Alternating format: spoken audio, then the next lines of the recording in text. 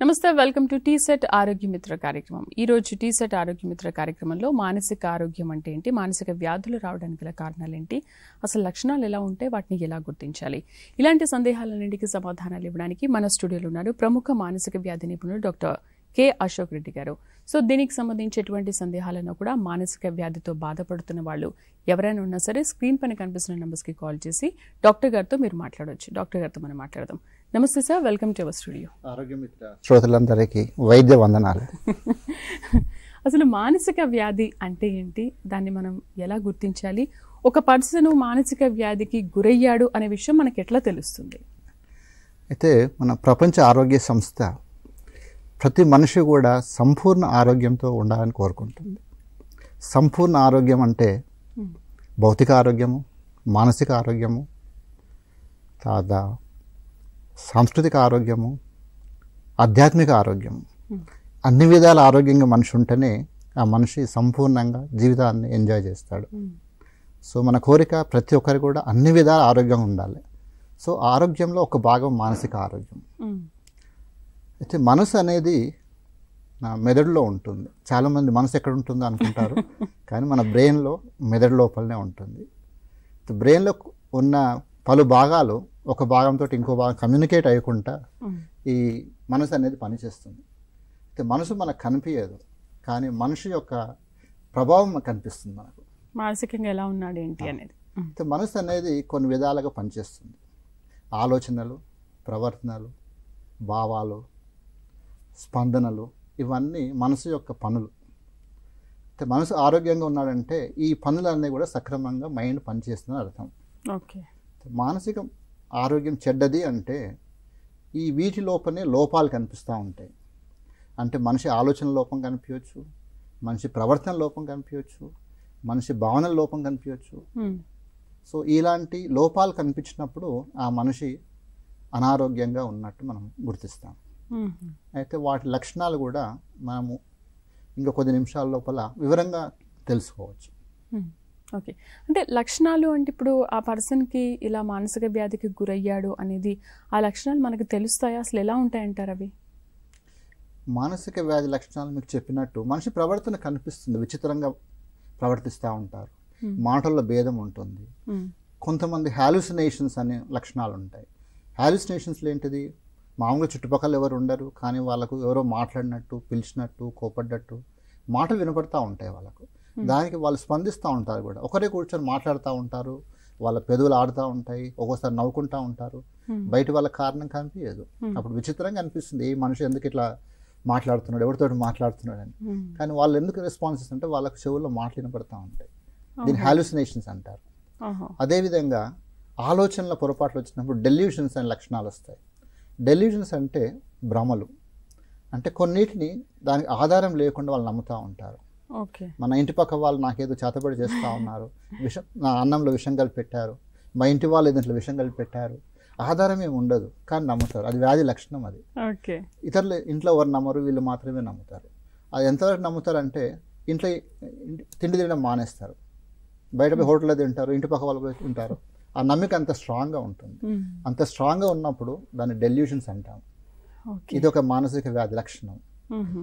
అట్నే ప్రవర్తన లోపాలంటే మనకు తీవ్రంగా వ్యాధి ఉన్నప్పుడు మనం బయట రోడ్డు మీద చూస్తూ ఉంటాం కొంతమంది స్కిజోఫ్రీనియా పేషెంట్, బట్టలు చింపుకొని తల దూరుకోకుండా అశుభ్రంగా తిరుగుతూ ఉంటారు. ఒక్కోసారి చెత్తకుండ దగ్గర చెత్తలో పడే తిండి కూడా తింటూ ఉంటారు వాళ్ళు. ఇది స్కిజోఫ్రీనియా అనే వ్యాధి లక్షణం. మనం అంటే వాళ్ళకు తెలియదు అంటారా? నిజంగానే మీరు చెప్పిన ఇలాంటి పర్సన్స్ ని మనం రోడ్డు మీద చాలా మందిని చూస్తూ ఉంటాం, వాళ్ళకి తెలియదా ఇది కరెక్ట్ కాదు, ఇది మంచిది కాదు, ఇలా తినొద్దు అనే విషయం? ఆ రియాలిటీకి వాళ్ళు టచ్ లో ఉండరు, అది తప్పని కూడా తెలియదు వాళ్ళకి. అసలు వ్యాధి ఉందని కూడా వాళ్ళకి గుర్తుపట్టలేరు. దాన్ని ల్యాక్ ఆఫ్ ఇన్సైట్ అంటాం అనమాట. మీరు పోయి మీకు వ్యాధి ఉంది వైద్యం చేసుకోండి అంటే నాకేం లేదండి నేను మంచిగా ఉన్నా అంటారు. అది ల్యాక్ ఆఫ్ ఇన్సైట్ అంటాము. అది స్కిజోఫ్రీనియా వ్యాధి లక్షణం అది. అదేవిధంగా భావన లోపాలు, డిప్రెషన్ అనే వ్యాధి, వ్యాకులత. అంటే ఎంత దిగులుగా ఉంటాడు మనిషి అంటే ఏడుస్తూ ఉంటారు, కారణం ఉండదు, రోజుల తరబడి ఏడుస్తూ ఉంటారు, దేని మీద శ్రద్ధ ఉండదు వాళ్ళకు. ఇంట్లో ఒక మూల కూర్చుంటే అసలు కదలరు అక్కడి నుంచి, భోజనం కూడా చేయరు, తీసిపోయి పెట్టినా ఒక గంట తర్వాత తింటుంది, అట్లనే ఉండిపోతుంది ప్లేట్లో. సో అంత స్లో అయిపోతుంది అన్నమాట. మనకు మోటార్కు వోల్టేజ్ తగ్గిస్తే ఎట్లా ఉంటుంది, యాక్టివిటీ అంతా స్లో అయిపోతుంది, మాటలు స్లో అయిపోతాయి, యాక్షన్ స్లో అయిపోతుంది, రెస్పాన్స్ ఉండదు. మనం ఏమైనా విషయాలు అడిగితే 2-3 సార్లు అడగవలసి వస్తుంది ఒక రెస్పాన్స్ రానికే. జవాబు చాలా నిదానంగా చెప్తారు, మనకు వినపడదు, మనకు వినపడదు కూడా. అంటే లో వోల్టేజ్లో మోటార్ నడిచినట్టు అనుకో, ఆలోచిస్తూ ఉంటారు. మరీ తీవ్రంగా వచ్చినప్పుడు వాళ్ళ ఆలోచనలు కూడా మార్పు వస్తుంది, జీవితం మీద విరక్తి పుడుతుంది వాళ్ళకి. ఈ జీవితం నేను బతికి లాభం లేదనుకుంటారు. ఇంకా తీవ్రంగా వచ్చినప్పుడు ఆత్మహత్య చేసుకొని చనిపోవడం బెటర్, ఎందుకు బతకాలి, ఇంకా తీవ్రత ప్రయత్నం కూడా చేసి చనిపోతారు. సో ఈ విధంగా సూసైడ్ అనేది కూడా మానసిక వ్యాధిలో ఒక ముఖ్యమైన లక్షణం అనమాట. సూసైడ్లో మేజర్ కారణం అనేది సూసైడ్లో డిప్రెషన్ వ్యాధి. ఓకే, అంటే ఇప్పుడు సూసైడ్ వరకు వెళ్తారు అంటున్నారు కదా, అంటే ఆ లక్షణాలు అనేది ఆ స్టేజ్ అనేది అంటే ఫస్ట్ నుంచి కొంత స్టార్ట్ అయ్యి అక్కడి వరకు వస్తుందా, లేకపోతే కొంతమందిలో మొదట్లోనే వచ్చే ఛాన్సెస్ ఉంటాయంటారా? ఇలా ఏదైనా ప్రాసెస్ అనేది ఉంటుంది, స్లోగానే పెరుగుతుంది. కొంతమందిలో మరీ స్పీడ్ కావచ్చు. ఏదైనా మన ముందు లక్షణాలు తెలుస్తాయి. మనిషి ఎప్పుడైతే కొంచెం దూరం ఉంటున్నాడు, ఎవరితో కలుస్తలేడు, సరిగా మాట్లాడతలేడు అనుకున్నాడు, అనుమానం పడాలి ముందే. అది ఇంకొద్ది రోజుల తర్వాత ఇంకా స్లో అయిపోతాడు, ఇంకా ఇంట్లోకి బయటకు వెళ్లకుండా అవుతాడు. అప్పుడు వ్యాధి పెరుగుతుందని గుర్తుపట్టాలి మనం. ఓకే, చాలా మందికి ఇలాంటి లక్షణాలు మీరు చెప్పినట్టుగా గుర్తిస్తారు. ఓకే, బట్ ఎక్కడికి వెళ్ళాలి, ఎవరిని కలవాలి అనే విషయం చాలా మందికి తెలియదు కదా. ముందుగా ఎవరిని కలవాలంటారు? అయితే ఏ వ్యాధికైనా మనం ఫస్ట్ కలవాల్సింది ప్రాథమిక వైద్యుడు, అంటే ఎంబీబీఎస్ డాక్టర్ దగ్గర పోవాలి. ఓకే, మానసిక వ్యాధుల్లో కూడా వాళ్ళకు బేసిక్ ట్రైనింగ్ ఉంటుంది. ఎట్లయితే భౌతిక వ్యాధులు వాళ్ళు ట్రీట్ చేయగలుగుతారో మానసిక వ్యాధులు కూడా వాళ్ళు ప్రైమరీ కేర్ ఇవ్వగలుగుతారు. ఏదైనా ఫస్ట్ పోవాల్సింది ప్రైమరీ కేర్ ఫిజిషియన్ దగ్గర పోవాలి. పోయినప్పుడు వాళ్ళు ఏం చేస్తారు, మొత్తం క్వశ్చన్స్ అడిగేసి ఆ వ్యాధిని గుర్తుపట్టగలుగుతారు వాళ్ళు. కనీసం వ్యాధి ఉందా లేదా ఒకటి సమస్య మాత్రమేనా, దీనికి నిజంగా నేను వైద్యం చేయగలుగుతానా, నాతోటి అవుతుందా లేదా అంచనా వేసుకొని ఆయన వైద్యం చేస్తాడు. కాకపోతే అప్పుడు నెక్స్ట్ లెవెల్ పంపిస్తారు. నెక్స్ట్ లెవెల్ ఎవరు, మానసిక వైద్యులు, సైకియాట్రిస్ట్ అన్న. అయితే మానసిక వ్యాధుల్లో 2 విధాలు మనము ఆలోచించవలసిన అవసరం ఉంటుంది. మానసిక సమస్యలు, మానసిక వ్యాధులు 2 వేరే, ఒకటి కాదు. మానసిక సమస్యల్లో మన భౌతికంగా ఏమాంటి మార్పులు ఉండవు. ఓకే, సపోజ్ ఇద్దరు కొట్లాడుకున్నారు, దానివల్ల ఆందోళన పెరిగింది, చికాకు పెరిగింది, కొద్ది రోజులు నిద్రపోరు, ఇవి మానసిక సమస్యలు. అంటే అక్కడ వరకే ఉంటుంది, అంతవరకే. కొద్ది రోజులు తగ్గిపోతుంది, ఎక్కువ ప్రభావం ఉండదు శరీరం మీద. దీనికి ఇవి మానసిక శాస్త్రజ్ఞులు అంటే సైకాలజిస్ట్ జస్ట్ కౌన్సిలింగ్ అడ్వైజ్ తర్వాత వైద్యం చేయొచ్చు అనమాట. వైద్యం మనము నివారణ. అయితే వ్యాధి అన్నప్పుడు మానసిక వ్యాధులు ఏమో తీవ్రంగా ఉంటాయి. మెదడు లోపల చేంజెస్ వస్తాయి, కెమికల్ చేంజెస్ ఉంటాయి బ్రెయిన్ లోపల. అప్పుడు తప్పక మందులు వాడవలసిన అవసరం ఉంటుంది. మందులు లేదా ఎలక్ట్రికల్ ట్రీట్మెంట్స్ ఉంటాయి. ఎందుకంటే మెదడు దాని లాంగ్వేజ్ అంతా కూడా కెమికల్స్ అండ్ ఎలక్ట్రానిక్సే. మెదడు అనేది కంప్యూటర్ లాంటిది, దాని లోపల కమ్యూనికేషన్ అంతా electronic system and chemical system అని. కాబట్టి ట్రీట్మెంట్ ఈ రెండే వాడవలసి వస్తున్నాం. వాడవలసింది ఐదర్ కెమికల్స్ వాడాలి లేదా ఎలక్ట్రాన్స్ వాడాలి. సో దాని తీవ్రమైన వ్యాధులకు అన్నిటి కూడా ఈ 2 విధాలు వైద్యం చేయవచ్చు అనమాట. ఓకే, అసలు ముందుగా ఆ వ్యాధికి గురవడానికి కారణం ఏంటంటారు? ఎందుకు అలాంటి వ్యాధులకు గురవుతూ ఉంటారు? ఇప్పుడు వ్యాధి అంటే ఏంటిది, మనం నార్మల్గా పనిచేయడం లేదు. దానికి ముఖ్యంగా 3 రకాల కారణాలు ఉంటాయి. స్ట్రాంగెస్ట్ జెనెటిక్, మన తల్లిదండ్రుల నుంచి కానీ మన తాతల నుంచి కానీ మంచి కానీ చెడు కానీ మనకు వచ్చేస్తాయి గుణాలు. అట్నే వ్యాధి రావాల్సిన వల్నరబిలిటీ గుణాలు కూడా మనకు వస్తాయి. అయితే మన వంశంలో ఎవరికి వ్యాధి ఉంటే మనకు వచ్చే ఛాన్సెస్ ఎక్కువ ఉంటాయి. జనరల్ పబ్లిక్ కన్నా మనకు ఛాన్సెస్ పెరుగుతాయి. ఉదాహరణకు ఇప్పుడు స్కిజోఫ్రీనియా వ్యాధి ఉంది. మనం సొసైటీలో చూసుకుంటే 100 మందిలో ఒకరికి స్కిజోఫ్రీనియా వ్యాధి ఉంటుంది. సపోజ్ మన కుటుంబంలో ఎవరికో వరకు ఉంది అనుకుందాం, ఒక సైడ్ మాత్రమే, అంటే తండ్రి సైడ్ కానీ తల్లి సైడ్ కానీ ఉంటే అది 10% అవుతుంది. అంటే 100 మంది పిల్లలు ఈ కుటుంబంలో పుడితే 10 మందికి వస్తుంది అనమాట. అంటే ఆ కుటుంబంలో 10 మంది పిల్లలు పుడితే ఒకరికి మాత్రమే వస్తుంది. ఈ కుటుంబంలో లేకపోతే 100 మందిలో ఒకరికి అయ్యేది, ఇప్పుడు 10 మందిలో ఒకరికి అయ్యింది. అదేవిధంగా సపోజ్ 2 తరఫులో ఉంది, ఇటు తండ్రి సైడ్ కూడా వ్యాధి లక్షణాలు ఉన్నాయి, తల్లి సైడ్ కూడా ఉన్నాయి, అప్పుడు 40% అవుతుంది. అంటే 10 మంది పిల్లల వాళ్ళకి దంపతులకు పుడితే 4 వచ్చే ఛాన్సెస్ ఉన్నాయి. అంటే ఇంకా 6 మందికి రావడం లేదు. అంటే జీన్స్ ముఖ్య కారణమే కానీ 100% అవే కారణం కాదు. ఓకే, తర్వాత సెకండ్ది, మనం చిన్నప్పటి నుంచి ఎట్లా పెరిగాము, మన పెరుగుదల, మన డిసిప్లిన్, మనం ఎంత స్ట్రాంగ్గా తయారయ్యాము, దాన్ని బట్టి వ్యాధికి లోనయ్యే లక్షణాలు వస్తాయన్నమాట.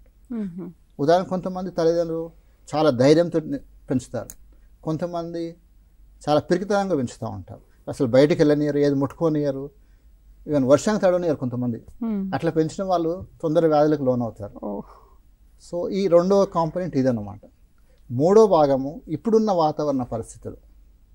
అంటే మనకి ఇప్పుడు స్ట్రెస్ లోన్ అవుతున్నాము, రేపు ఎగ్జామ్స్ ఉన్నాయి, మనం ప్రిపేర్ కాలేదు, చాలా ఎక్కువ ఒత్తిడి ఉంది, వ్యాధి బయటపడవచ్చు అప్పుడు. సో ఇట్లా వల్నరబిలిటీకి ఇది తోడైనప్పుడు బయటకు వస్తుంది అనమాట. అన్నీ కలిసే వ్యాధి బయటకు వస్తుంది.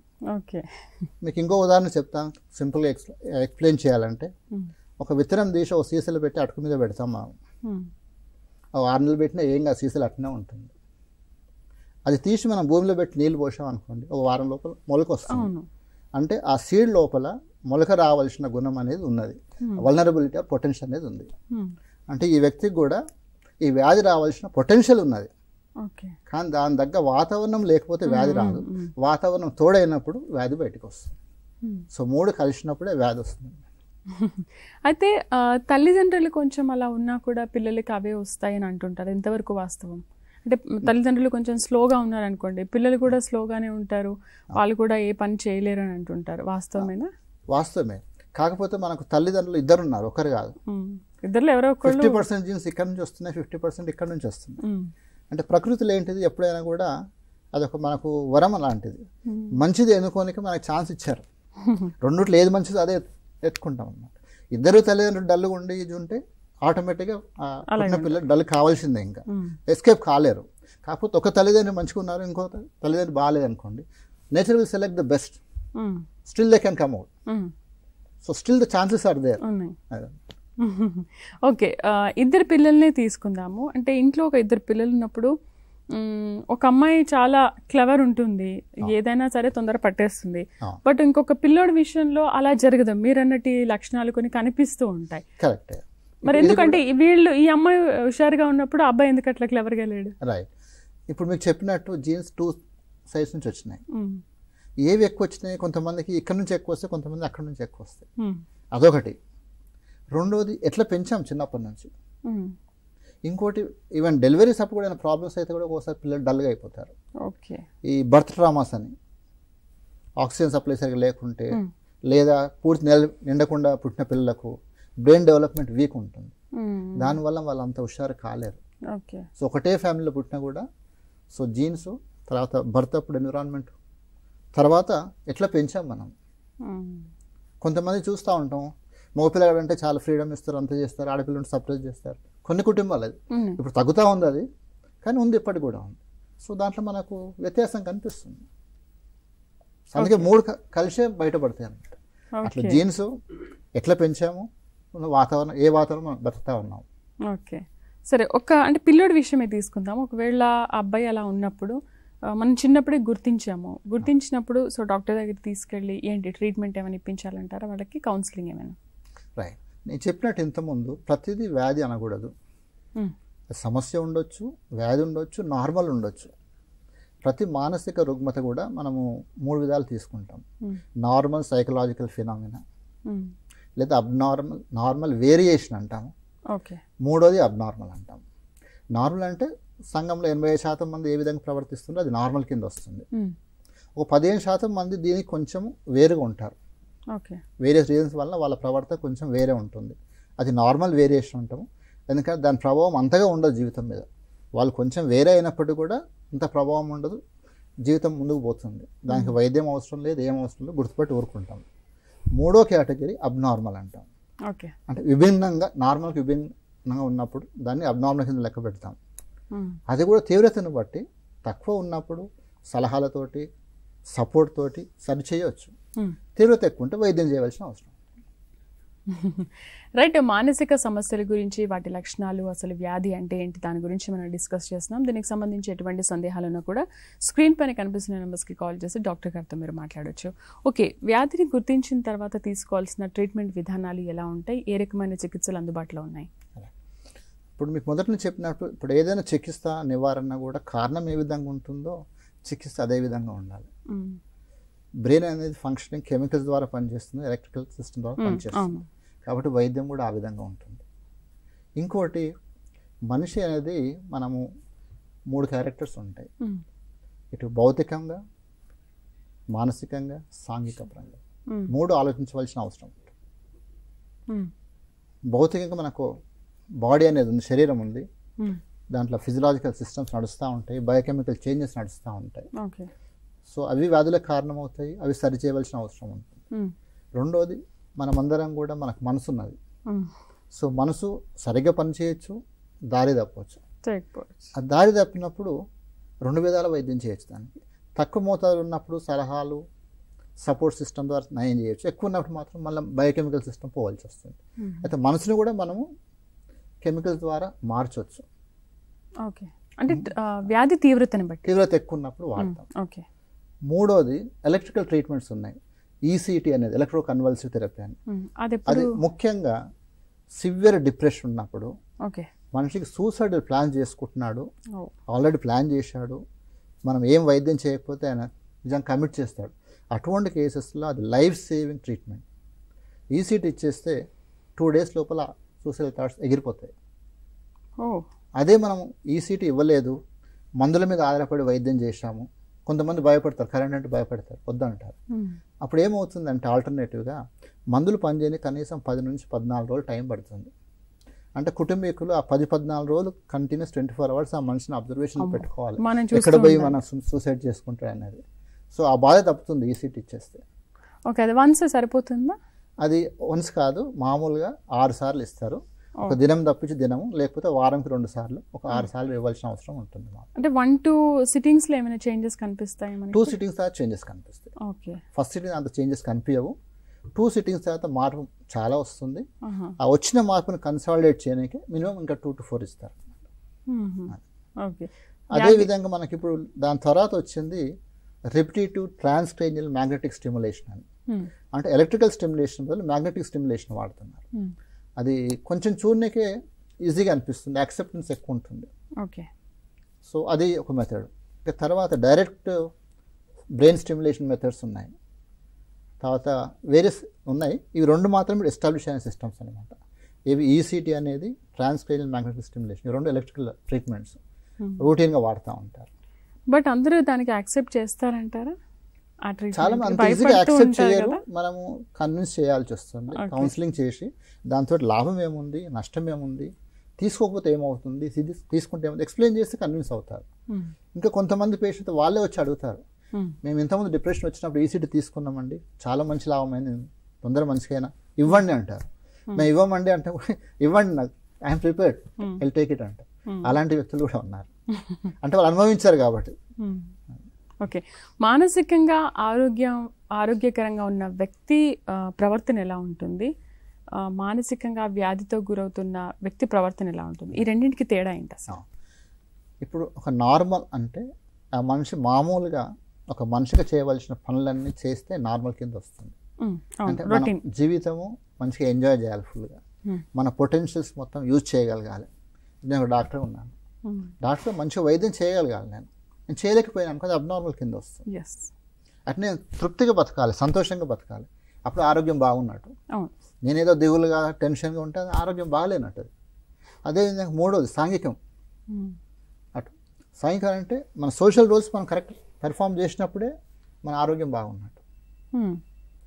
మనం చేయవలసిన డ్యూటీస్ కరెక్ట్ చేసినప్పుడు ఆరోగ్యం బాగున్నాం. ఎక్కడ లోపం కనిపించినా అక్కడ అనారోగ్యం కింద వస్తుంది. ఓకే, సపోజ్ ఒక డిప్రెషన్ ఉంది, డిప్రెషన్ వలన ఆఫీస్ పోతలేడు, 4 రోజు నుంచి లీవ్ కూడా పెట్టలేడు, పోతలేడు, పని చేస్తలేడు, అనారోగ్యం అది.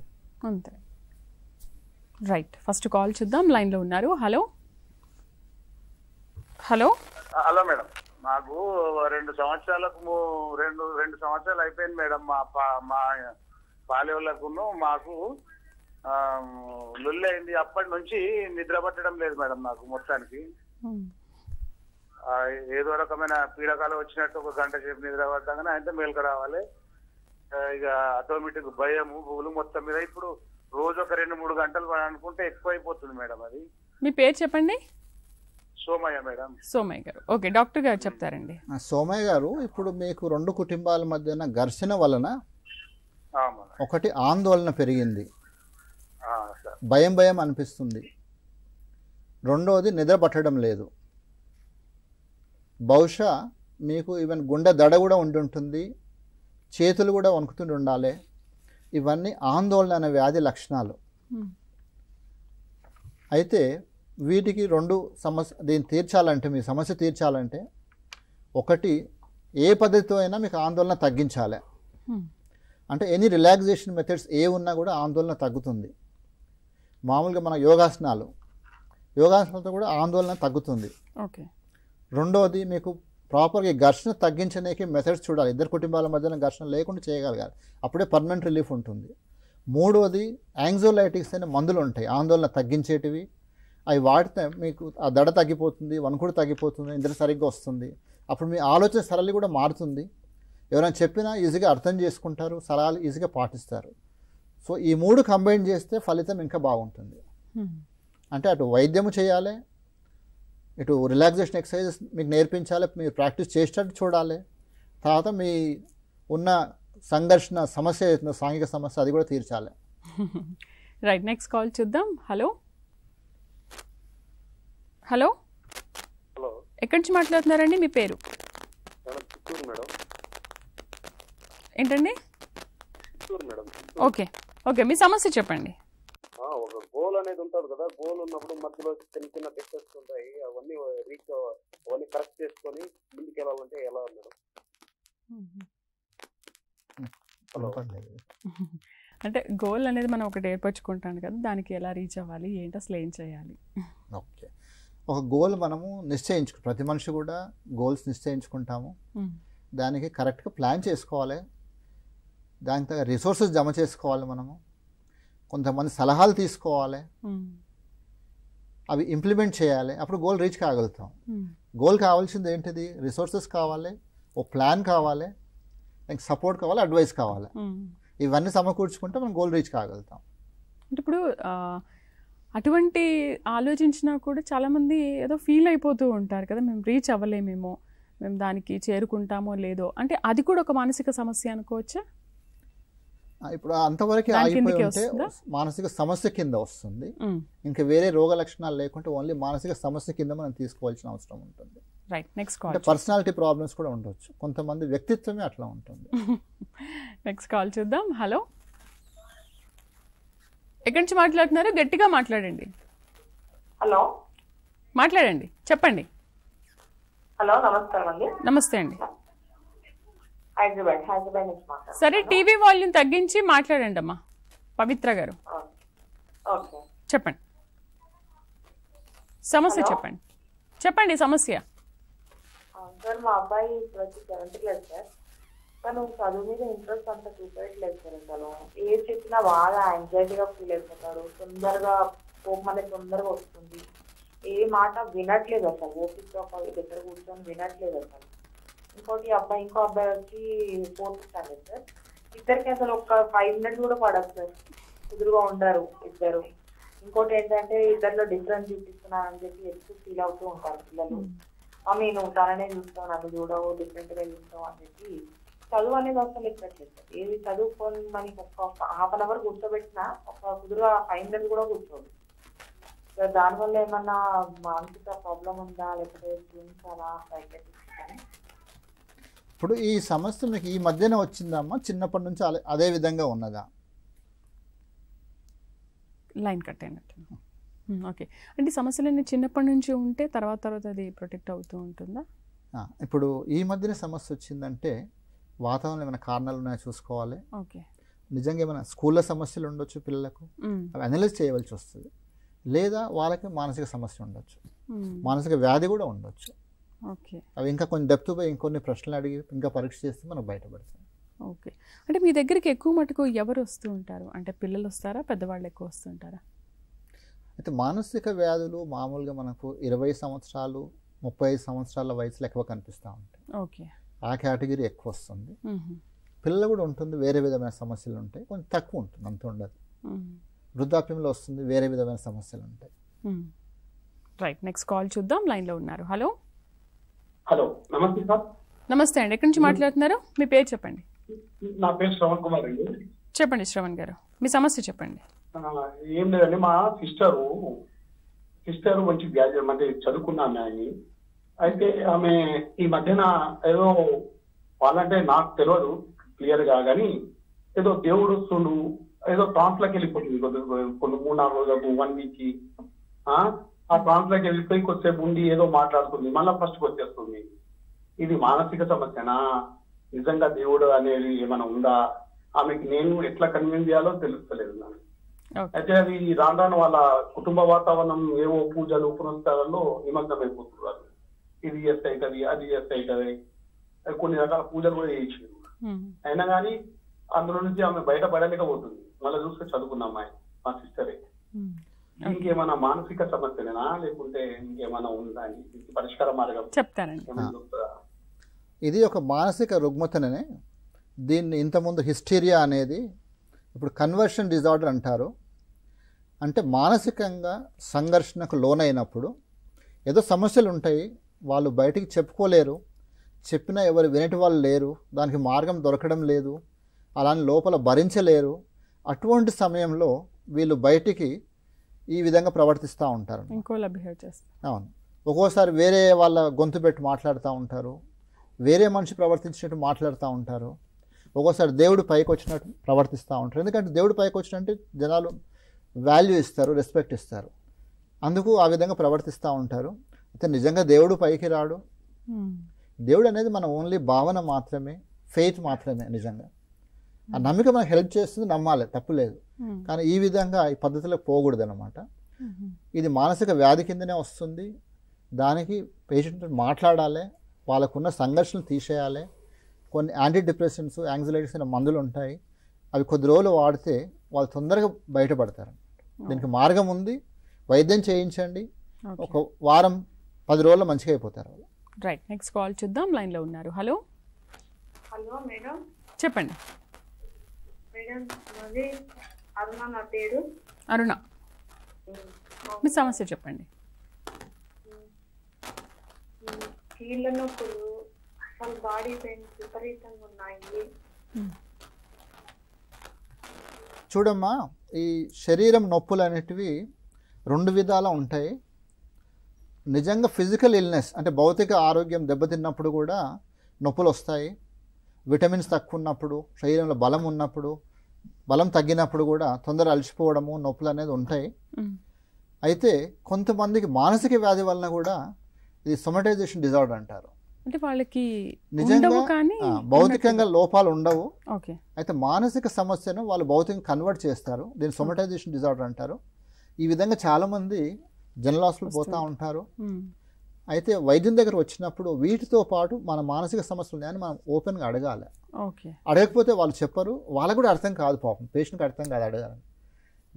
కొంతమంది డాక్టర్స్ కూడా అర్థం కాదు. అయితే ఎప్పుడైతే డాక్టర్ దగ్గర 10 సార్లు పోయినారనుకోండి, ఫలితం లేదు, అప్పుడు డాక్టర్ అనుమానం వస్తుంది, ఇది భౌతిక వ్యాధి కాదు, మానసిక వ్యాధి ఉన్నట్టుంది అని. అప్పుడు కూర్చొని పెట్టుకుని వివరాలు తీసుకుంటే అప్పుడు కొన్ని విషయాలు బయటపడతాయి. అప్పుడు మనం సైకలాజికల్ ట్రీట్మెంట్ ఇస్తే ఈ వ్యాధులు వెళ్ళిపోతాయి, నొప్పులని కూడా పోతాయి. రైట్, నెక్స్ట్ కాల్ చూద్దాం. లైన్లో ఉన్నారు. హలో హలో, చెప్పండి అమ్మా, ఎక్కడి నుంచి మాట్లాడుతున్నారు? నేను విద్య అండి. విద్య, ఓకే, సమస్య చెప్పండి. మేడం, నాకు లాస్ట్ మంత్ నుంచి ఏంటంటే ఉన్నట్లయితే ఇట్లా అంటే ఏదైనా టెన్షన్ ఏదైనా విన్నప్పుడు బాగా నాకు తల తిరగడము, ఇట్లా గుండె దడ, చేతులు వణకడము అట్లాంటివి జరుగుతుంది. ఓకే, సో దానివల్ల ఏంటంటే నేను అది అయితే నాకు ఏమవుతుందో ఏదో అవుతుంది అని చెప్తాను, భయపడుతున్నాను చాలా. విద్య గారు, ఈ లక్షణాలు ప్రతిరోజు ఉంటాయా, ఏదైనా సందర్భాన్ని పట్టే వస్తూ ఉంటాయా? నేను ప్రతిరోజు ఉండవు సార్. నేను ఏదైనా అంటే ఏదైనా భయంగా విన్నప్పుడు ఏదైనా జరిగిన అంటే రీసెంట్ గా మా సిస్టర్ కి కొంచెం ఫిట్స్ టైప్ వచ్చింది. సో అప్పటి నుంచి నాకు ఇది ఒకటి టెన్షన్ అయిపోయిందమ్మా, ఏమైతుందో ఏదో జరుగుతుంది అనేటట్టుగా అనేది వస్తుంది నాకు అప్పటి నుంచి. అంటే మీరు ఫలాని వస్తువును సిచ్యువేషన్ బట్టి చూసినప్పుడు మాత్రమే కాకుండా వేరే టైంలో కూడా వస్తుంది ఇది? వేరే టైంలో రావట్లేదు. ఏదైనా సిచ్యువేషన్ అంటే ఏదైనా ఘర్షణ లాగా ఏదైనా జరిగినప్పుడు మాత్రమే నాకు అట్లా ఓవర్ టెన్షన్. అవును, అదే. సో మీకు ఆందోళన అనేది ఎక్కువ ఉందమ్మా. ఈ ఆందోళన ప్రభావం మీ ఆరోగ్యం దెబ్బతీస్తుంది. ఆందోళన తగ్గించవలసిన అవసరం ఎంతైనా ఉందమ్మా. ఆందోళన తగ్గించుకోనికి రిలాక్సేషన్ ఎక్సర్సైజెస్ చేసుకోవాలి, కొన్ని యోగాసనాలు చేసుకోవాలి. ఆందోళన దేని వలన వస్తుంది, ఏ స్ట్రెస్ వలన వస్తుందో తగ్గించుకోవాలి. అప్పుడు కూడా తగ్గకపోతే ఆందోళన తగ్గించే మందులు ఉన్నాయి. మీరు మీ ప్రాథమిక వైద్యుని కలిసినా మందులు ఇస్తారు, సైకాట్రిస్ట్ దగ్గర పోయినా ఇస్తారు. ఇది పెద్ద సమస్య కాదు, చిన్నది, డేంజర్ సమస్య కాదు, కానీ మనిషికి ఇబ్బంది పెడుతుంది. దానికి మార్గం ఉంది. వైద్యం చేయించుకోండి, రిలాక్స్ ప్రాక్టీస్ చేయండి, ఒక వారం 10 రోజులు మీరు నయం అయిపోతారు. రైట్, నెక్స్ట్ కాల్ చూద్దాం. లైన్లో ఉన్నారు. హలో హలో హలో అండి. టీవీ వాల్యూమ్ తగ్గించి డైరెక్ట్గా ఫోన్లో చెప్పండి మీ సమస్య. హలో, నమస్కారం అండి. నా పేరు నాహేద అండి, కరీంనగర్ నుండి మాట్లాడుతున్నా. చెప్పండి సార్, మా బాబు మాట వినట్లేదండి, అసలు చదువు మీద ఇంట్రెస్ట్ లేదు. దోస్తు. నమస్కారం సార్. నమస్కారం అమ్మా, చెప్పండి. సార్, నాహేద అండి నా పేరు, కరీంనగర్ నుండి మాట్లాడుతున్నాను. చెప్పండి అమ్మా. అంటే చదువు మీద ఇంట్రెస్ట్ చూపించలేదు. మస్తు క్లేవర్, ఇంటెలిజెంట్ బాబు, కానీ ఈ మధ్యలో అసలు చదువు మీద ఇంట్రెస్ట్ లేదు. ఓకే అమ్మ, బాబు ఇంటెలిజెంట్ అని మీరే చెప్తా ఉన్నారు, అంటే మెదడు మంచిగా డెవలప్ అయ్యింది, కానీ ఇంట్రెస్ట్ చూపించడం లేదు. ఇంట్రెస్ట్ చూపించడం లేదంటే కారణాలు ఏమన్నా ఉండుంటాయమ్మా. అంటే స్కూల్లోకి సరిగ్గా చెప్పలేకపోవడం ఉండొచ్చు, లేదా ఇంకేదో అట్రాక్షన్ ఉండొచ్చు ఆయనకు, లేదా చెప్పింది అర్థం కాకపోవచ్చు, లేక ఆయన ఇంట్రెస్ట్ లేని సబ్జెక్ట్స్లో ప్రెజర్ పెట్టి ఉంటారు. ఇవి మనం కూర్చొని డిస్కస్ చేస్తే అనలైజ్ చేయవలసి వస్తుందమ్మా, ఎక్కడ లోపం ఉందనేది, అది సరి చేయవలసిన అవసరం ఉంటుంది. బట్ పిల్లలు ఇలాంటి సమస్యను మనం చాలా చూస్తూ ఉంటాం కదా, చాలా మంది చదువుతారు కానీ కాన్సన్ట్రేషన్ పెట్టరను. పిల్లలు ఎస్పెషల్లీ ఇలాంటి సమస్యలు ఎక్కువగా మనం వింటూ ఉంటాం. అవును, సో దానికి కారణాలు తప్పక ఉంటాయి. అది మనం రకరకాల కారణాలు ఆలోచించి ఆ కారణం సరి చేస్తే సరిపోతుంది. కొంతమంది చెప్పింది అర్థం కాదు, అర్థం కానప్పుడు ఇంట్రెస్ట్ రాదు ఎవరికైనా. కొంతమందికి ఇంట్రెస్ట్ లేని సబ్జెక్ట్లో పుష్ చేస్తారు పేరెంట్స్, వాళ్ళకి ఇంట్రెస్ట్ ఉన్నప్పుడు దాని మీద చూపించారు. ఇంకోటి డిస్ట్రాక్షన్స్, కాన్సన్ట్రేషన్ లేదంటే డిస్ట్రాక్షన్ అంటే అర్థం. ఇప్పుడు సపోజ్ టీవీలో ఏదో ప్రోగ్రామ్ వస్తుంది, ఇక్కడ పుస్తకం ముందలు పెట్టుకుంటాము, అది ఎక్కువ అట్రాక్టివ్ ఉందంటే మనసు అక్కడ పోతుంది, ఇక్కడ రాదు. అది తగ్గించేసేయాలి. అక్కడ సైమల్టేనియస్ డిస్ట్రాక్షన్ తగ్గించాలి, కాన్సన్ట్రేషన్ పెంచాలి. కాన్సన్ట్రేషన్ పెట్టాలని అట్రాక్టివ్ చేయాలి మనం. రైట్, ఒక పేషెంట్ మానసిక వ్యాధితో ఉన్న పేషెంట్ మీ దగ్గరకు వచ్చినప్పుడు అసలు మీరు ఏం చేస్తారు? రైట్, ఒక కాల్ తర్వాత మనం దీనికి ఆన్సర్ చూద్దాం. హలో హలో, చెప్పండి, ఎక్కడి నుంచి మాట్లాడుతున్నారు, మీ సమస్య ఏంటి? గుంటూరు మేడం. ఓకే, మీ పేరు చెప్పండి. నరేష్ మేడం. నగేష్ గారు, చెప్పండి మీ సమస్య ఏంటో. ఏం లేదు మేడం, నాకు బాగా డిప్రెషన్ లో ఉన్నానండి, యాంగ్జైటీ అవన్నీ ఉన్నవి. అంటే ఎగ్జాంపుల్ మా ఫాదర్ ని చూసిన, మా ఫాదర్ కి నాకు కొంచెం పడదు, అండ్ మా అన్నయ్య కూడా కొంచెం కోపంగా ఉంటుంది. అంటే బయట నేను బాగానే ఉంటున్నాను, మా ఇంట్లోకి వెళ్ళంగానే యాంగ్జైటీ, డిప్రెషన్, కోపం అవన్నీ వస్తున్నాయి. అవి ఎలా ఓవర్కమ్ చేయాలి? అంటే నేను ఇంకా అన్మ్యారీడ్, బాగా స్ట్రెస్ లో ఉన్నానండి, 32 years. ఓకే నరేష్ గారు, మీరు క్లియర్గా చెప్తుంది ఏంటంటే ఆందోళన కానీ డిప్రెషన్ కానీ ఓన్లీ ఇంటికి పోయినప్పుడే వస్తుంది, వేరే అప్పుడు లేదు. అంటే సమస్య మీకు మీ కుటుంబ సమస్య ఇద్దరి మధ్యనే ఉందన్నమాట. అది సరిచేయవలసిన అవసరం ఉంటుంది.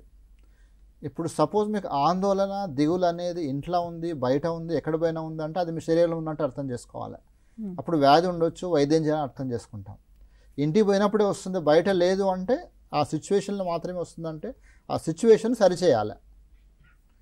అంటే మీకు మీ కుటుంబీకుల మధ్యన ఏమేమి సంఘర్షణలు ఉన్నాయి అవి కూర్చొని ఫ్యామిలీ కౌన్సిలింగ్ అని చేయవలసి వస్తుంది.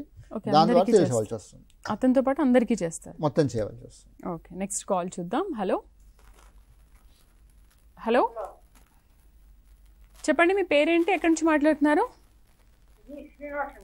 శ్రీనివాస్ గారు, మీ సమస్య ఏంటో చెప్పండి.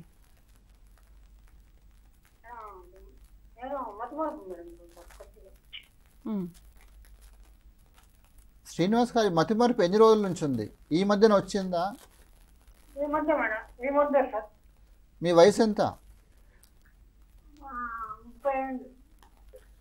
ఓకే, 30 ఏళ్ళ వయసులో మతిమరుపు అంటే మీకు కొంచెం కాన్సన్ట్రేషన్ తగ్గి ఉండాలి. అంటే ఎదురుగా ఏ సిచ్యువేషన్ ఉన్నా దాని మీద మీరు గ్రహించలేకపోతున్నారు. మీరు అవును, మీరు గ్రహించినప్పుడు అది మెదడులో నిలబడదు, మళ్ళీ బయటికి రాదు, అందువల్ల మీరు మర్చిపోతూ ఉన్నారు.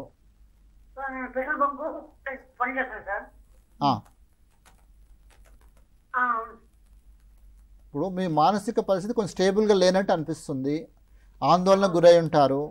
ఆందోళన గురైనప్పుడు కాన్సన్ట్రేషన్ ఉండదు. కాన్సన్ట్రేషన్ ఉన్నప్పుడు ఎదురుగా ఉన్నది మన మెదడు లోపల పోదు, అక్కడ నిలవదు, బయటికి రాదు. సో మీకు ఆందోళన లక్షణాలు ఉన్నాయి, కానీ దేని వలన వస్తుంది అవి మొత్తం మనము పరీక్షించి దానికి సొల్యూషన్ చూపించవలసిన అవసరం ఉంటుందమ్మా. రైట్. ఇంతకుముందు మనం మాట్లాడుకున్నట్టు ఒక పేషెంట్ మీ దగ్గరికి వచ్చినప్పుడు అసలు ఎటువంటి విషయాలు పరిగణలోకి తీసుకుంటారు? రైట్. ఇప్పుడు ఏ మానసిక రుగ్మత ఉన్న మనిషి మా క్లినిక్ వచ్చినా కూడా మేము ఫస్ట్ ఇన్ఫర్మేషన్ తీసుకుంటాం. ఓకే. ఫస్ట్ ప్రిఫరెన్స్ పేషెంట్కి ఇస్తాం. పేషెంట్ అడుగుతాం, ఏ సమస్య వలన మీరు వచ్చారు, మీకు ఏ విధంగా మేము సహాయం చేయాలి, అది ఫస్ట్ ప్రశ్న. ఏ ఇబ్బందులు మీకు ఉన్నాయి, మేము ఏం సహాయం కోరుకుంటున్నారు. ఓకే. పేషెంట్ చెప్పిన తర్వాత వాళ్ళ ఫ్యామిలీ మెంబర్స్ కూడా అడుగుతాం, ఎందుకు తీసుకొచ్చారు, మీకు ఏమేమి లోపాలు కనిపిస్తున్నాయి, ఏం సరి చేయాలి. ఓకే. ఈ రెండు కాకుండా ఇంకా వ్యాధి లక్షణాలు మీకు ఏమైనా కనిపించాయా, అంటే ఒకరిని ఇబ్బంది పెడుతుండా, ఆయన ఇబ్బంది పడుతున్నాడా, ఇవి మూడు అడిగిన తర్వాత కొన్ని స్పెసిఫిక్గా రోగ లక్షణాలు ఉన్నాయని అడుగుతాం. లైక్ హాలుసినేషన్, ఇట్లా ఒక్కరే ఉన్నప్పుడు మాట్లాడుకుంటారా, అనుమానాలు పడుతున్నాడా, అది వాళ్ళు చెప్పకపోవచ్చు, అది వాళ్ళకు కూడా తెలియదు. కాబట్టి మేము అవి పాజిటివ్గా అడుగుతాం, ఇటువంటి లక్షణాలు ఉన్నాయా లేవా అని కూడా అడిగిన తర్వాత ఒక డయాగ్నోస్టిక్ ఫార్ములేషన్ చేసుకుంటాం. మేము ఫలాని వ్యాధి కావచ్చు ఇది అని, ఈ లక్షణాలన్నీ ఈ వ్యాధికి దగ్గర ఉన్నాయి, ఈ వ్యాధి లక్షణాలు కాబట్టి దీనికి సలహా ఇవ్వడము, వైద్యం చేయడం జరుగుతుంది. కొన్ని సందర్భాల్లో క్లియర్గా లేకపోతే సైకలాజికల్ టెస్ట్ చేపిస్తాము. సైకలాజికల్ టెస్ట్లో కొన్ని ఇన్ఫర్మేషన్ ఇంకా క్లారిటీ వస్తుంది మాకు, అదొకటి. మూడోది కొన్ని ఫిజికల్ టెస్ట్లు కూడా చేపిస్తూ ఉంటాం. ఎందుకంటే మానసిక జబ్బులకు కూడా భౌతిక మార్పులు ఉంటాయి శరీరం లోపల. ఓకే. భౌతిక కారణాల వలన కూడా మానసిక వ్యాధులు వస్తూ ఉంటాయి. ఉదాహరణకు థైరాయిడ్ ప్రాబ్లమ్స్ ఉన్నాయి. థైరాయిడ్ హార్మోన్ తగ్గిపోతే డిప్రెషన్కి వచ్చే లక్షణాలన్నీ కూడా ఈ మనిషిలో కనిపిస్తూ ఉంటాయి. అందుకే ఫస్ట్ మేము రూల్ అవుట్ చేసుకోవాలి, ఈ మనిషిలో థైరాయిడ్ ప్రాబ్లం ఉందా లేదా అనేది. అంటే కొన్ని ప్రశ్నల ద్వారా మనం అనుమాన పడతాము, తర్వాత టెస్ట్ కూడా చేస్తూ ఉంటాం. రైట్. నెక్స్ట్ కాల్ చూద్దాం. లైన్లో ఉన్నారు. హలో సార్, చెప్పండి. మేడం ఇందాక డిస్కనెక్ట్ అయింది. ఏం లేదు మేడం, నాకేంటంటే నాకు ఇండివిజువల్ గా ఉండాలనిపిస్తుంది మేడం, అంటే సింగిల్ గా. అది మా ఇంట్లో మా ఫాదర్ కి మా అన్నయ్యకి చూడంగానే నాకు బాగా కోపం వస్తుంటది. ప్లస్ అంటే వల్గర్ వర్డ్స్ కూడా వస్తుంటాయి. ఏం లేదు, ఎగ్జాంపుల్ నేనేమో ఒకటి అంటాను, వాళ్ళేమో ఇంకోటి అంటారు. అంటే నేను ఎగ్జాంపుల్ లైక్ నేనేమో లైక్ బ్యాటరీ స్కూటర్ అంటాను, వాళ్ళేమో పెట్రోల్ స్కూటర్ పెట్రోల్ది ఇస్తానంటారు. ప్లస్ నేను ఇంకా సెటిల్ కాలేదు, ఇంకా అంటే చిన్న చూపు చూస్తారు, ఇంకా ఏమి సంపాదించట్లేదు అది ఇది అని. ఇంకా మా ఫాదర్ ని అను మా అన్నయ్యని చూడంగానే ఇంకా వాళ్ళు ఏదో నాకు లైక్ ఇంకా వల్గర్ వర్డ్స్ అవన్నీ వస్తాయి సార్. ఓకే. రైట్. అంటే ఇలాంటి విషయాలు అంటే పెద్దవాళ్ళు పిల్లలకు చెప్పడంలో తప్పలేదు కదా, సెటిల్ అవ్వాలి, లేకపోతే మంచి జాబ్ చేయాలి, బాగా చదువుకోవాలి. బట్ ఇలాంటి వర్డ్సే వాళ్ళకి ఎందుకు చెడుగా అనిపిస్తాయి అంటారు? ఇది మనము ఒకటే తరఫును చూడకూడదండి. ఇది ఇద్దరి మధ్యన ఇంటరాక్షన్ వలన వచ్చే సమస్యలు ఇద్దరి దగ్గర ఉండి ఉంటాయి. కాబట్టి ఫ్యామిలీ కౌన్సిలింగ్ అనేది చేయవలసిన అవసరం ఉంటుంది. ఇద్దరి దగ్గర లోపాలు ఉండొచ్చు, ఒక్కడి దగ్గరనే లోపాలు ఉండొచ్చు. ఒక రోజు దాన్ని అర్థం చేసుకోకపోవచ్చు, లోపాలు లేకపోవచ్చు, కానీ సరిగా అర్థం చేసుకోకపోవచ్చు. అవి అర్థం చేసేసి సాధ్యమైనంత సమస్యలు తగ్గిపోతూ ఉంటాయి. రైట్. నెక్స్ట్ కాల్ చూద్దాం. హలో, మీ పేరు చెప్పండి, ఎక్కడి నుంచి మాట్లాడుతున్నారు? నమస్తే, మాది కాకినాడ అండి. నా పేరు దుర్గాప్రసాద్ అండి. చెప్పండి దుర్గాప్రసాద్ గారు. అవును మేడం, నాకు ఒక అమ్మాయిని లవ్ చేసి మేడం, లవ్ చేస్తే ఒక 2 years అయిందండి. ఒప్పుకోలేదు వాళ్ళు. ఒప్పుకోకపోతే నేను వెళ్ళిపోయి అట్లా లవ్ పెట్టేసుకుని అలాగా అయిపోయిందండి. ఏమో గుర్తుంది కదా, అందరినీ పంపేవాడిని, ఎవరితో మాట్లాడాలనిపించింది కాదు. అనిపించింది కాదంటే వాళ్ళు ఒప్పుకున్నారు మేడం, పెళ్లికి ఒప్పుకున్నా సరే నేను అలాగే ఉండిపోయి మేడం, మారలేదు అట్లా.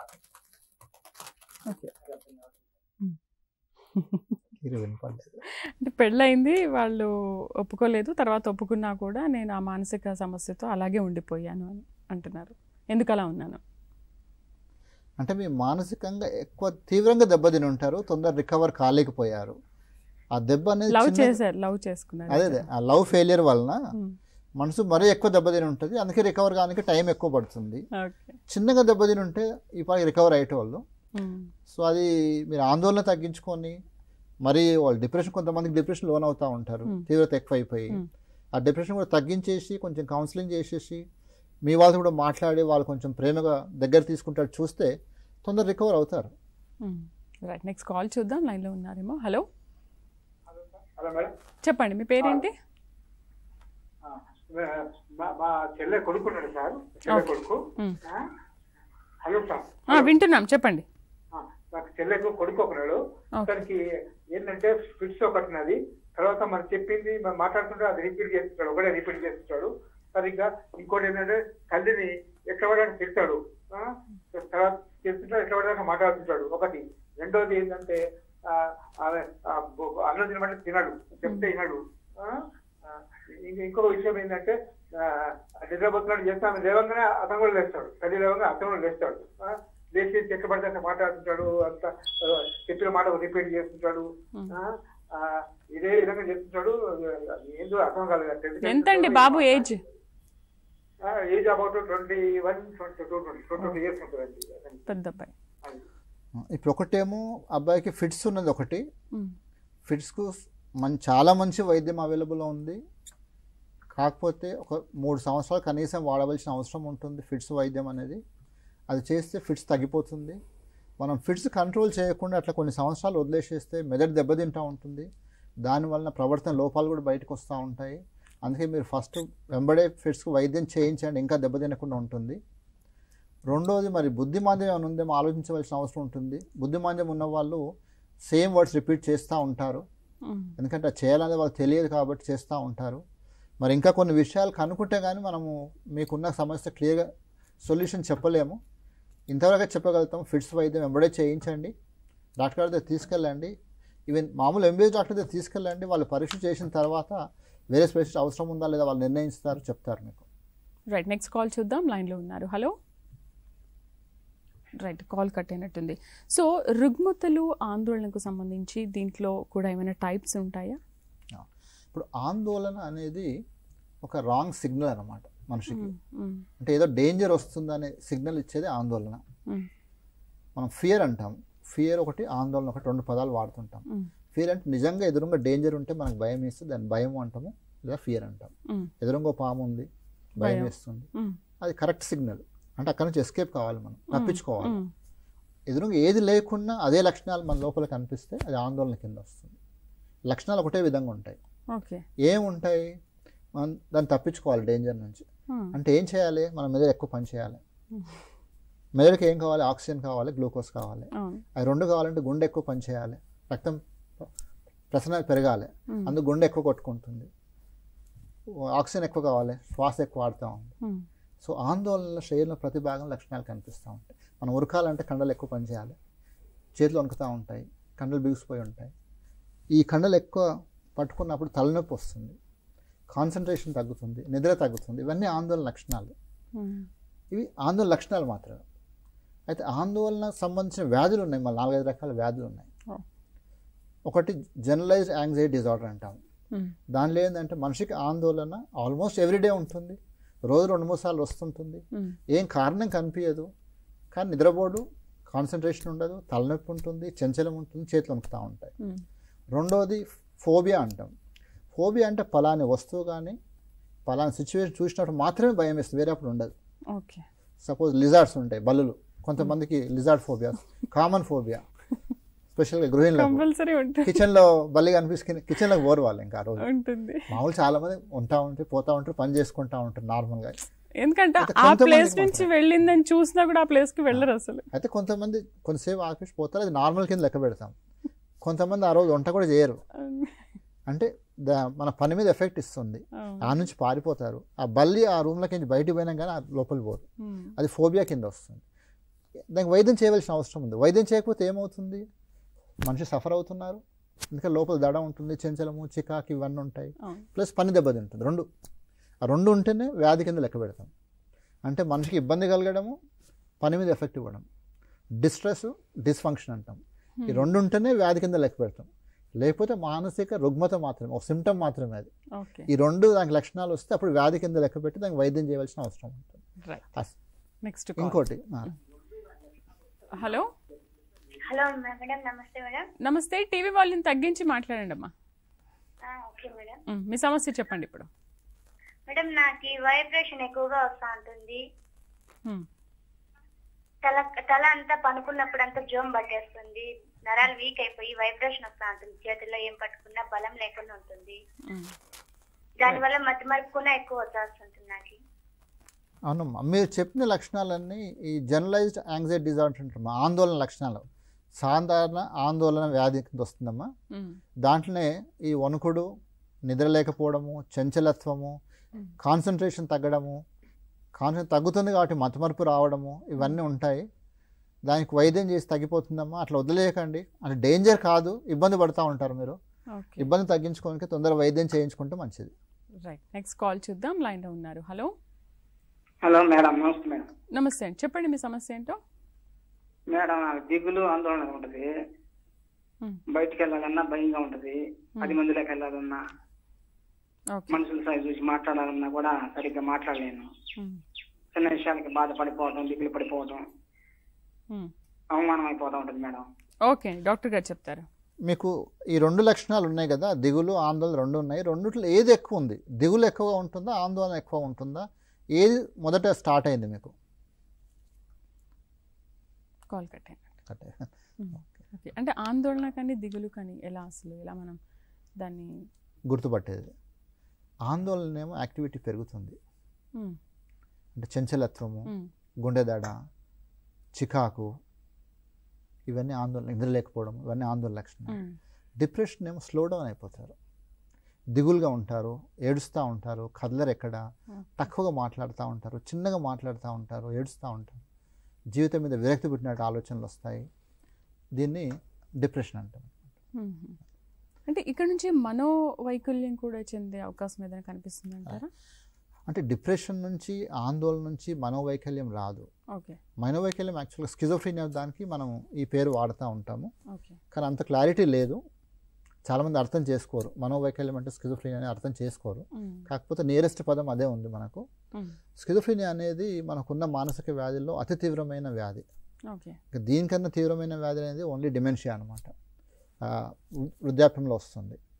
దీంట్లో మనకు మనసు, మీకు చెప్పినట్టు మొదట్లో కొన్ని మనసు చేయవలసిన పనులు అని చెప్పామే, భావన, ఆలోచన, ప్రవర్తన, అన్నిటి లోపం కనిపిస్తుంది దీంట్లో, మరి తీవ్రంగా కనిపిస్తుంది. దీనివల్ల వాళ్ళు అనుమానాలకు లోనవుతారు, ఒకరే కూర్చొని మాట్లాడుతూ ఉంటారు, ఎవరితో కలవరు, ఐసోలేటెడ్ ఉంటారు, పని చేయరు, ఏ పని చెప్పినా చేయరు, సైలెంట్గా ఉంటారు, రెస్పాన్సెస్ ఇవ్వరు. సో దినాలు గడుస్తూ ఉంటాయి. ఒక్కోసారి వాళ్ళకి హాల్యూసినేషన్స్ వినబడ్డప్పుడు కమెంట్స్ లాగా వస్తూ ఉంటాయి, అది పాటిస్తారు కూడా. మా ఒక పేషెంట్ అయితే నిజామాబాద్ నుంచి గుంటూరు వరకు నడుచుకుంటూ పోయినాడు, ఒక్కడే కొన్ని రోజులు నడుచుకుంటూ పోయాడు. తెలియదు ఇంత దూరం. 6 నెలల తర్వాత మళ్ళీ వచ్చాడు వైద్యానికి. వచ్చినప్పుడు అడిగితే ఏమైంది ఇన్ని రోజులు రాలేదంటే ఈ విధంగా పోయానని చెప్పాడు. ఎందుకు పోయామంటే నాకు మాటలు వినబడతా ఉన్నాయి, పిలుస్తున్నాడు, వెళ్ళిపోయాను అంతే. హాల్యూసినేషన్, అది కమాండింగ్ హాల్యూసినేషన్ అంటారు, అది పాటిస్తారు. ఇది కామన్గా రాదు కానీ వస్తుంది అట్లా కూడా. ఇది ఆ స్కిజోఫ్రీనియా లక్షణాలు అవి. తర్వాత చుట్టుపక్కల వాళ్ళంతా మాట్లాడుతూ ఉంటే వాళ్ళు నా గురించే మాట్లాడుతున్నట్టుంది, పోయి విందాము, లేకపోతే అడుగుతారు ఏం మాట్లాడుతున్నారు నా గురించి, ఈ విధంగా అడుగుతారు, అనుమానం వస్తుంది వాళ్ళకి. అనుమానం దాని లక్షణం. కొంతమంది పోయి పోలీస్ కంప్లైంట్ ఇస్తారు. మా ఒక పేషెంట్ అయితే ఆయన మొదట్లో మధురైలో చదివాడు, అక్కడ అనుమానాలు మొదలుపెట్టి ఆ కాలేజీ వదిలిపెట్టి చెన్నైలో చదివాడు కొద్ది రోజులు, అక్కడ కూడా అనుమానాలు మొదలైనాయి, చుట్టుపక్కల అంతా నాకు అగేన్స్ట్ యాక్ట్ చేస్తున్నారని. తర్వాత ఢిల్లీకి పోయాడు, ఢిల్లీలో పిహెచ్డీ చేశాడు, అక్కడ అనుమానాలు వచ్చేసి పోయి పోలీస్ కమిషనర్ కంప్లైంట్ ఇచ్చాడు. నిజంగా వాళ్ళ అన్నయ్యనేమో పోలీస్ ఆఫీసర్, అందుకు పాపం పోలీస్ వాళ్ళు కూడా చాలా సీరియస్ యాక్షన్ తీసుకొని మొత్తం ఇన్వెస్టిగేట్ చేశారు. ఆయన ఏ చెప్పాడో మొత్తం ఇన్వెస్టిగేట్ చేస్తే ఎక్కడ ఎవిడెన్స్ లేదు. అప్పుడు వాళ్ళకి అర్థమైంది ఈ లోపం ఈ లోపల ఉంది, చుట్టుపక్కల లేదని. మళ్ళీ వాళ్ళ అన్నకు ఫోన్ చేసి మీ తమ్ముడు ఇట్లా కంప్లైంట్ ఇచ్చారు, మొత్తం ఇన్వెస్టిగేట్ చేశాము, ఎవరు ఆయన హాని చేయడం లేదు, ఆయన లోపలనే లోపం ఉంది, మీరు వైద్యం చేయిస్తే బాగుంటుందని చెప్పినప్పుడు వాళ్ళ అన్న వైద్యాన్ని తీసుకొచ్చాడు. నెక్స్ట్ కాల్ చూద్దాం. హలో హలో చెప్పండి మీ పేరేంటి, ఎక్కడి నుంచి మాట్లాడుతున్నారు? మేడం నా పేరు గోవర్ధన్ మేడం. చెప్పండి మీ సమస్య ఏంటి? అంటే నా వయసు 24 సంవత్సరాలు. అయితే మానసికంగా తల్లిదండ్రితో మాట్లాడాలనే మాట్లాడుతుంది కాదు, తల్లిదండ్రి చూసే కోపం వస్తుంది, బయటి వాళ్ళ మాట ఇంటా నేను. కానీ ఇంట్లోకి వచ్చేకల్లా నాకు మనశ్శాంతి ఉండదు మేడం. దానికి కారణం ఇప్పుడు మీకు సమస్య అంతా ఇంట్లోనే ఉంది, బయట లేదు. మీరు బయట సంతోషంగా ఉందని చెప్తున్నారు అంటే మీకు మీ తల్లిదండ్రుల మధ్యన సంఘర్షణ అనేది ఉంది, ఒప్పందాలు సరిగా లేవు, వాళ్ళ ఆలోచనలు మీ ఆలోచనలు ఒక విధంగా పోవడం లేదు. సో మీరు అందరినీ కూర్చొని పెట్టి ఫ్యామిలీ కౌన్సిలింగ్ అని చేసి అది రిజాల్వ్ చేయవలసిన అవసరం ఉంటుందండి. ఓకే.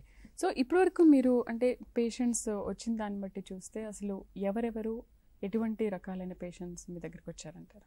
ఓకే, సాధారణంగా అయితే మనకు ఆందోళన పేషెంట్లు ఎక్కువ వస్తూ ఉంటారు. సెకండ్గా డిప్రెషన్ వాళ్ళు ఎక్కువ వస్తుంటారు. దాని తర్వాత బైపోలార్ డిజార్డర్ ఇంకొక కామన్ వ్యాధి, స్కిజోఫ్రీనియా. తర్వాత ఇంకొకటి ఇప్పుడు కామన్గా ఎక్కువ వస్తున్నది ఓసిడి, అబ్సెసివ్ కంపల్సివ్ డిజార్డర్. ఇది ఒక విచిత్రమైన వ్యాధి, చాలా మందికి వ్యాధి అర్థం కాదనమాట. అయితే క్రమేణా ఏమవుతుందంటే మొట్టమొదట్లో 20 సంవత్సరాల కింద తీసుకుంటే తీవ్రమైన వ్యాధి ఉన్న వాళ్ళు మాత్రమే సైకాట్రిస్ట్ వచ్చేటోళ్ళు అప్పుడు. ఓకే. ఎందుకంటే నెంబర్ ఆఫ్ సైకాట్రిస్ట్ చాలా తక్కువ ఉండేది, టైం ఎక్కువ ఇవ్వకపోయేది, ఫోకస్ కూడా వాళ్ళ మీదనే ఉండేది. ఎందుకంటే వాళ్ళు వేరేలో కూడా హాని చేస్తారు, ఇంట్లో వాళ్ళని ఇబ్బంది పెడతారు, పక్క వాళ్ళకి ఇబ్బంది పెడతారు, అందుకు వాళ్ళ మీద ఫోకస్ ఎక్కువ ఉండేది. ఎట్లయితే నెంబర్ ఆఫ్ సైకాట్రిస్ట్ పెరిగారో ఈ తీవ్రమైన వ్యాధి కాకుండా ఈ సాధారణమైన వ్యాధులకు కూడా వైద్యానికి వస్తూ ఉన్నారు ఇప్పుడు. ఓకే. ఇప్పుడు ఉదాహరణకు ఓసిడి అని చెప్పాను, ఆబ్సెసివ్ కంపల్సివ్ డిజార్డర్.